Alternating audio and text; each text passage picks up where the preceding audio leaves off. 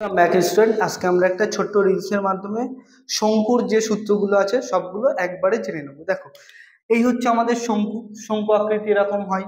উদাহরণ হিসাবে আমরা বরের টোপর ফুচকা খাওয়ার সময় যে গোল পেপারটা ভাঁজ করে ফুচকা যার মধ্যে খাই, ভাঁজ করার পরে যে হচ্ছে আকারটা নেই সেটা শঙ্কুর মতো মনে রাখতে পারো।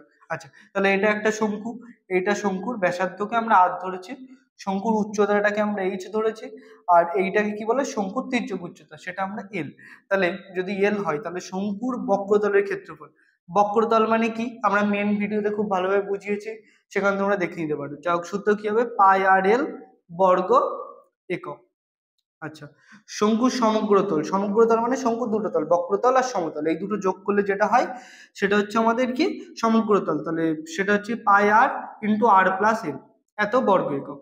আর শঙ্কুর আয়তন কি, 1/3 পাই আর স্কোয়ার এইচ, এত ঘন একক।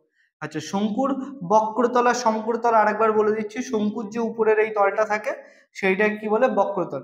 আর শঙ্কুর এই যে এইখানের যে বৃত্তাকার তলটা সেটাকে আমরা সমগ্রতল হচ্ছে কি বলি, ভূমিতল, হ্যাঁ, বা সমতল। তাহলে এই সমতল আর এই বক্রতলের যোগ করেই আমরা এইখানে সমগ্র তলটা পাই। আশা করি শঙ্কুর এই সূত্রগুলো তোমরা বুঝতে পেরেছো। আর একটা সূত্র আছে যেটা আসলে পিথাগোরাসের সূত্র, যে এইটা একটা সমকোণী ত্রিভুজ যার এটা 90 ডিগ্রি। তাহলে এটা আর, এটা এইচ, আর এটা আমাদের কি, এটা ভূমি, এটা উচ্চতা, আর এটা কি আমাদের তির্যক উচ্চতা।